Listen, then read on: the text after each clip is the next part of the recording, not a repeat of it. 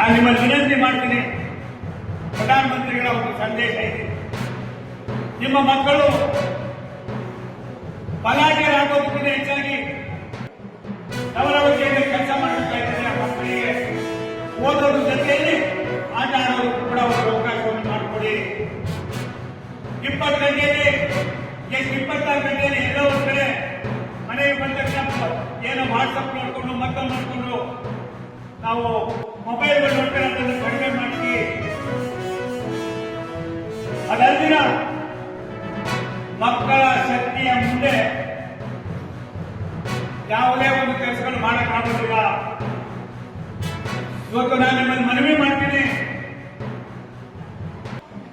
ಎಲ್ಲೆಲ್ಲಿ ಈ ತರದ ಮಕ್ಕಳಿದ್ದಾರೆ, 1 ಲಕ್ಷದ ಕೋಟಿ ಜನ, 1,65,70 ಲಕ್ಷ ಜನರಲ್ಲಿ ಭಾರತ ಸರ್ಕಾರ ನಮ್ಮ ರೈಲ್ವೆ ಇಲಾಖೆ ನಾನು ಬಂದ್ಮೇಲೆ ಯಾರು ತುಂಬಾ ನ್ಯಾಷನಲ್ ಆಡಿದ್ದಾರೆ, ಮತ್ತೊಂದು ಆಡಿದ್ದಾರೆ, ಅಂತಾರಾಷ್ಟ್ರೀಯ ಮಟ್ಟದಲ್ಲಿ ಸ್ಪೋರ್ಟ್ಸ್ಗಳಿದ್ದಾರೆ, ಎಲ್ಲವನ್ನು ಮಾಡಿಸಿ 16 ಜನರಿಗೆ ಯಾವುದೇ ಸಂದರ್ಶನ ಇದ್ರೆ ನಾವು ಕೆಲಸ ಕೊಡ್ತಾ ಇದ್ದೀವಿ.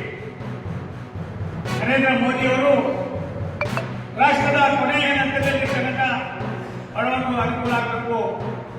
ನೀರಾವರಿಗೆ ಇನ್ನೇನು ಕೂಡ ಇಲ್ಲಿ ಹೆಚ್ಚಿನ ಆದ್ಯತೆ ಬೇಕಾಗಿದೆ. ಭದ್ರಾದ್ದು ನಾವು 5,500 ಕೋಟಿ ರೂಪಾಯಿನ ಕೊಟ್ಟಿಲ್ಲ. ನಾವು ಕೊಟ್ಟ ತಕ್ಷಣ ಎಲ್ಲ ಒಂದು ಕಡೆ ಎಲ್ಲೋ ಕಡೆ ನಮಗೂ ಕೂಡ ಕಟ್ಟಡ ಅರ್ಥ ಮಾಡ್ಕೊಂಡಿದ್ದೀವಿ.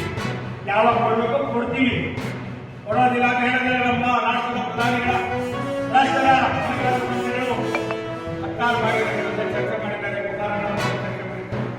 ದೇವೇಗೌಡ ಸಾಹೇಬರ ಚರ್ಚೆ ಮಾಡಿದ್ದಾರೆ, ಪ್ರಹ್ಲಾದ್ ಜೋಶಿ ಅವರು ಚರ್ಚೆ ಮಾಡಿದ್ದಾರೆ, ಅವೆಲ್ಲ ಚರ್ಚೆ ಮಾಡಿದ್ದೀವಿ. ಧೈರ್ಯವಾಗಿ ಮಾತಾಡಿದ್ದೀವಿ. ನಾವೇನು ಭಾರತ ಸರ್ಕಾರದ ಕಾರ್ಯಕ್ರಮಗಳು ಬಿಟ್ಟರೆ ರಾಜ್ಯ ಸರ್ಕಾರದಲ್ಲಿ ಯಾವುದೂ ಕಾರ್ಯಕ್ರಮ ಎಲ್ಲ ಒಂದು ಕಡೆ ಅವ್ಯವಸ್ಥೆ ಹಾಗೆಯಾಗಿದೆ. ರಾಷ್ಟ್ರದ ವ್ಯವಸ್ಥೆಯಲ್ಲಿ ಎನ್ಡಿಎ ಸರ್ಕಾರ ಹೋಗ್ತಾ ಇರ್ತಕ್ಕಂಥ ದಾರಿಯನ್ನು ನೋಡಿದಾಗ ಭವ್ಯ ಭಾರತದ ಭವಿಷ್ಯಕ್ಕೆ ಯುವಕರ ಪಾತ್ರ ಅವಶ್ಯಕತೆ ಅಂತ ಹೇಳಿ ಯುವಕ ಯುವತಿಯರನ್ನ ಯಾವ ರೀತಿ ತರಬೇತಿ ಕೊಡಬೇಕು, ಸಾಮಾಜಿಕ ಸುಧಾರಣೆಯಲ್ಲಿ ನಾವು ಯಾವ ರೀತಿ ನಡ್ಕೋಬೇಕು ಅನ್ನೋದನ್ನು ಕೂಡ ನಮಗೆ ಮನವರಿಕೆ ಮಾಡಿದ್ದಾರೆ. ನಿಮ್ಗೆಲ್ಲ ತೊಂದರೆ ಕೊಟ್ಟಿದ್ದೀನಿ, ಕ್ಷಮಿಸಬೇಕು. ನಾನು ಇದು ಮುಗಿಸ್ಕೊಂಡು ನೀವೆಲ್ಲ ಆಗಡೆ ಏನಾಗ್ಬಿಟ್ಟ ಈಗ ಮಾಡ್ತಿದ್ದೀರಮ್ಮ.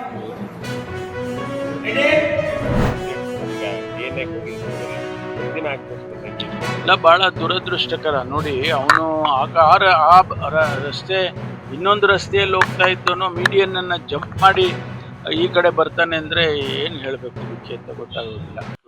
ಅವನು ಆ ಡ್ರೈವರು ಈಗ ಅವನು ಸತ್ತೋಗಿದ್ದಾನೆ.